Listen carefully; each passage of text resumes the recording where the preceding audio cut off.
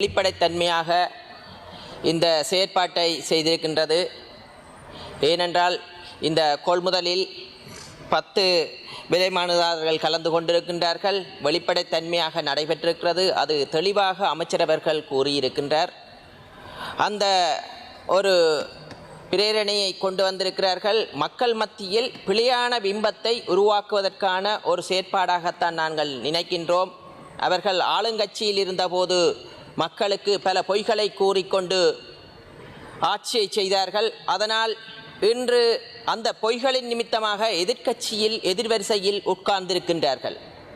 எதிர்க்கட்சியில் இருந்து கொண்டு கூட அந்த பொய்யான தகவல்களை மக்களுக்கு பிழையான பிம்பத்தை ஏற்படுத்தி தாங்கள் ஏதோ சாதித்து விடலாம், ஆட்சியை கைப்பற்றி விடலாம் என்று நினைத்து கொண்டு மக்களை மடையர்களாக நினைத்து கொண்டு இவ்வாறான செயற்பாட்டை செய்கின்றார்கள். மக்கள் பூரணமாக தெளிவடைந்திருக்கிறார்கள்.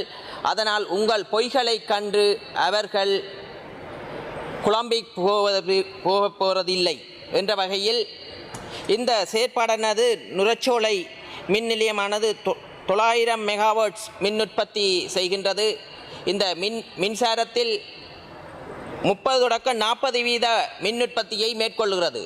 நாங்கள் இந்த வினைத்திறனாக செயற்படுகின்றோம். வெளிப்படைத்தன்மையாக இந்த டெண்டரை கோல் பண்ணி குறைந்த விலை மனுதாரர்களுக்கு வழங்கியுள்ளோம். நான் நினைக்கின்றேன் இந்த வெளிப்படைத்தன்மையால் அவர்களுக்கு இந்த விலை மனுக்கள் இவர்களது உறவுமுறைக்காரர்களுக்கு விலை மனு கிடைக்கவில்லை என்று நினைக்கின்றேன். அதனால் இந்த பாராளுமன்றத்தில் இவ்வாறான பொய்யான வதந்திகளை கொண்டு வந்து நேரத்தை வீணடிக்கின்றார்கள். இந்த பிரேரணையை கொண்டதன் ஊடாகவே அவர்கள் கொண்டு வந்த பிரேரணையை அவர்களுக்கே எதிர்வினையாற்றுவதாக இந்த பாராளுமன்றத்தில் எல்லா விவாதங்களையும் பார்க்கும்போது தெரிகின்றது.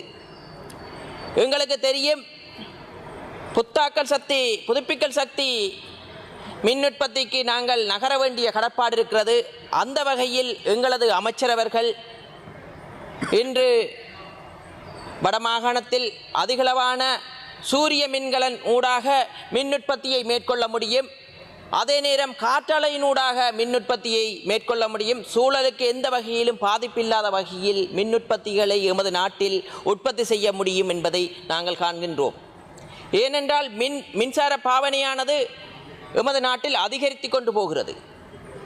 ஏனென்றால் இன்று அதிகளவான வாகனங்கள், மின்சாரத்தில் இயங்கக்கூடிய வாகனங்கள் எமது நாட்டிற்கு வந்து கொண்டிருக்கின்றன. அதனால் நாங்கள் நிலக்கரியினூடாக மின்சாரத்தை உற்பத்தி செய்வதை விட புத்தாக்கல் சக்தியினூடாக மின்சாரத்தை உற்பத்தி செய்வதற்காக நாங்கள் எமது பயணத்தை மேற்கொண்டிருக்கின்றோம். அந்த வகையில் மக்களுக்கு மின்சாரத்தை விநியோகிக்க வேண்டிய கடப்பாடு இருக்கிறது. அந்த வகையில் இதற்கான கொள்முதலை நாங்கள் மேற்கொண்டிருக்கிறோம். அது வழமையின்படி நடைபெறுகிறது ஒரு செயற்பாடுதான். முன்னைய காலத்தில் அமைச்சரவர்கள் கூறியிருந்தார், வெளிப்படைத்தன்மை இல்லாமல் இவ்வாறான டெண்டர்கள் கோல் பண்ணப்பட்டிருக்கின்றன.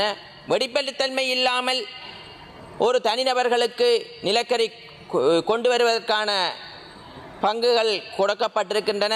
அதனூடாக மக்கள் இன்று அந்த சுமையை அனுபவிக்கின்றார்கள். ஆனால் நாங்கள் இன்று எதிர்க்கட்சியில் இருந்தவர்கள் கூறுகிறார்கள் நாங்கள் ஊழல் செய்து விட்டோம் என்று. ஆனால் உலக தர நிர்ணயத்தில் எமது நாடு ஊழலற்ற நாடு இல்லை என்ற பட்டியலில் 14 இடத்தை முன்னோக்கி நகர்த்தி இருக்கின்றோம். அவ்வாறென்றால் இந்த உலக நிறுவனங்கள் கணிக்கின்ற கணிப்புகள் எல்லாம் பொய். எதிர்க்கட்சியினர் கூறுவதுதான் உண்மையோ என்று கூறுகிறது. அதற்கெதிராகவும் கூட பிரேரணையை கொண்டு வரக்கூடியவர்களாக இருக்கின்றார்கள். ஏனென்றால் நாங்கள் கூறவில்லை, உலக நாட்டில் இருக்கும் அனைத்து நிறுவனங்களும் கூறுகிறது எமது நாடு துரிதமாக மீண்டெழுந்து வருகின்றன. அந்த வரிசையில் இப்போது ஒரு குறிப்பிட்ட நாளுக்கு முதல் எமது நாடு 107வது இடத்தில் இருக்கின்றன ஊழல்கள் அற்ற நாடுகள். அதுவும் ஒரு வருடத்தில் 14 இடங்களை முன்னோக்கி நகர்த்தி இருக்கின்றோம். அவ்வாறென்றால் இந்த முன்னோக்கி நகர்த்தல் என்பது படிப்படியாக முன்னோக்கி நகர்ந்து கொண்டு செல்லுமே ஒழிய பின்னோக்கி நகராதென்று திடமாக நாங்கள் கூறுகின்றோம். மக்களும் நம்புகிறார்கள். அதனால் தான் இன்று தேசிய மக்கள் சக்தி அரசாங்கத்திற்கு முன்னைய காலத்தில் இருந்த விட ஆதரவை விட இன்று மேலும் மேலும் அதிகரித்து கொண்டு போகிறது. அதனால் எங்களுக்கு தெரியும், ஒவ்வொரு ஆண்டுகள் கடக்கும் போது தேசிய மக்கள் சக்தி அரசாங்கத்தின் மீது நாட்டு மக்களுக்கு பூரணமான நம்பிக்கை வரும். இந்த எதிர்க்கட்சியினர்கள் கொண்டு வந்த கூற்றுக்களை பார்க்கும்போது, நாங்கள் ஆட்சி அமைத்த போது கூறினார்கள் 6 மாதத்தில் எமது ஆட்சி கவிழ்ந்துவிடும், 6 மாதத்தில் ஆட்சி இல்லாமல் போயிடும். பல பொய்களை கூறிக்கொண்டு இருக்கிறார்கள். நாளுக்கு நாள் செல்ல செல்ல அவர்களது வாய்களில் இருந்து வரும் பொய்களெல்லாம் மக்கள் உணர்கிறார்கள்.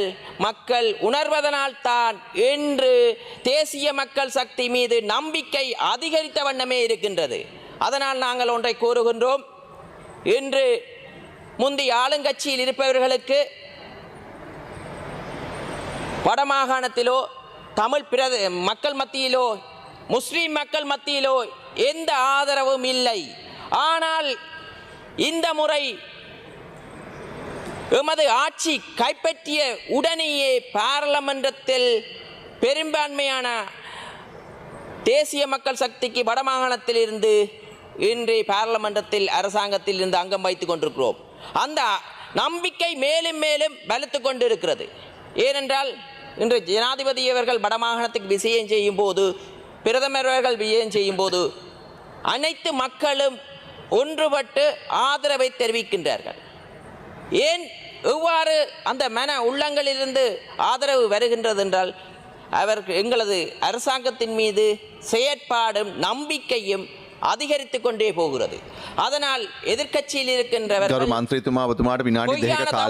கொண்டு வரும் போது அவர்களது பொய்கள் மேலும் மேலும் இந்த நாட்டு மக்களுக்கு உணரக்கூடிய வகையிலான தகவல்களை கொண்டு வந்து தங்களது எதிர்க்கட்சியை அழித்துக் கொள்ளும் நிலைக்கு தள்ளப்பட்டு கொண்டிருக்கிறார்கள்.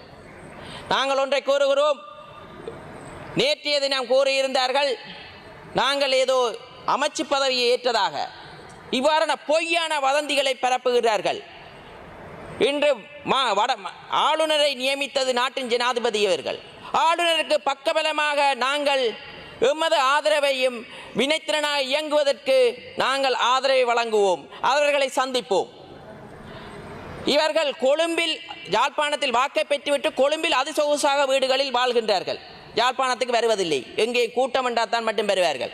அவர்கள் இந்த உயரிய சபையில் வந்து பிழையான தகவல்களை மக்கள் மத்தியில் பரப்புகிறார்கள்.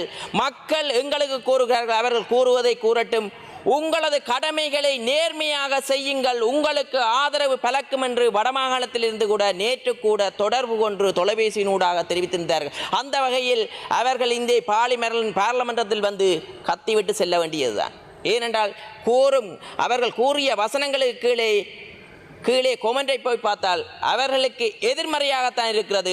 நாளுக்கு நாள் தமிழ் மக்கள் மத்தியில் தேசிய மக்கள் சக்திக்கு அதிகரிக்கும் என்ற திடமான நம்பிக்கை இருக்கிறது. ஏனென்றால் தேசிய மக்கள் சக்தி இந்த நாட்டு மக்களுக்கு எவருக்கும் துரோகம் செய்யாது, தமிழ் சிங்கள முஸ்லீம் என்று பார்க்காது, இந்த நாட்டு மக்கள் என்றுதான் இந்த அரசாங்கம் பார்க்கும் என்று கூறிக்கொண்டு விடைபெறுகிறேன். நன்றி, வணக்கம்.